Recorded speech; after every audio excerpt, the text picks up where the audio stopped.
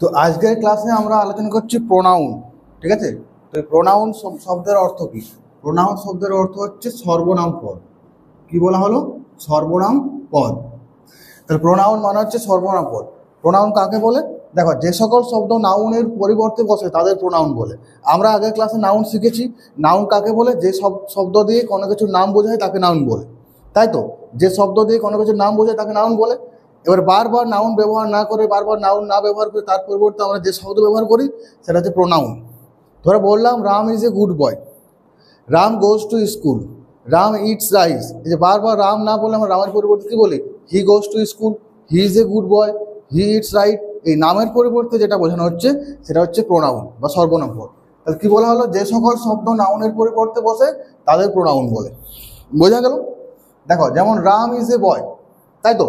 রামের পরিবর্তে কী বসাচ্ছি? হি বসাচ্ছি, তাহলে হি হচ্ছে প্রোনাউন। দেখো, রামের পরিবর্তে কী বসালাম? হি, তাহলে হি হয়ে গেল প্রোনাউন। দেখো, প্রীতি ইজ এ গার্ল, প্রীতি একটা মেয়ে, ঠিক আছে? প্রীতির পরিবর্তে আমরা কী বসাচ্ছি? সি বোঝাচ্ছি, সি ইজ এ গার্ল, সে হচ্ছে একটা মেয়ে। দেখি, ছেলে হলে কি হচ্ছে? হি বসাচ্ছি, মেয়ে হলে সি বসাচ্ছি। তো Ram and Preeti are student, Ram আর প্রীতি আর স্টুডেন্ট। এই রাম আর প্রীতি দুজনের পরিবর্তে কী বসাচ্ছি? দে বসাচ্ছি, দে আর স্টুডেন্ট। তাহলে কী মনে রাখবো? ছেলে হলে হি বসাবে, মেয়ে হলে সি বসাবে, আর দুজন বোঝালে বা অনেকজন বোঝালে দে বসাবে। আর কোনো যদি বস্তু বা প্রাণী বোঝায় তাহলে ইট বসবে। দেখো, the cow is gentle, it is gentle. তাহলে এই কোনো প্রাণীর পরিবর্তে কী বসাচ্ছি? ইট বসাচ্ছি, কোনো প্রাণীর পরিবর্তে ইট বসাচ্ছি। দ্য পেন ইজ ব্লু, তাহলে কী করছে? It is blue. তাহলে দেখো, বস্তুর পরিবর্তে ইট বসাচ্ছি। তাহলে কী বললাম? ছেলে বোঝালে হি বসবে, মেয়ে বোঝালে সি বসবে, থার্ড পার্সন অনেকজন বোঝালে দে বসবে, বস্তু বা প্রাণী বোঝালে ইট বসবে।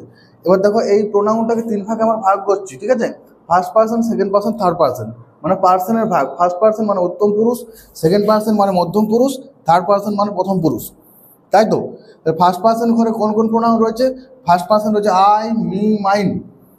আই মানে আমি, মি মানে আমাকে, মাইন মানে আমার। ফার্স্ট পার্সন সিঙ্গুলারের ঘরে এটা রয়েছে। ফার্স্ট পার্সন প্লুরালের ঘরে কি রয়েছে?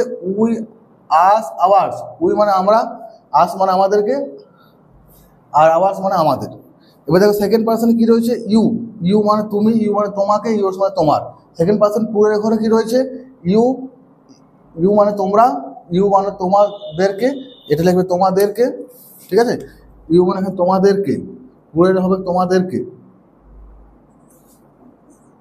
তোমাদেরকে। আর ইয়োর্স মানে এখানে হবে তোমাদের, ইয়োর্স মানে তোমাদের, ঠিক আছে? তাহলে এখানে পুরের নাম্বার হচ্ছে ইয়োর্স মানে তোমাদের।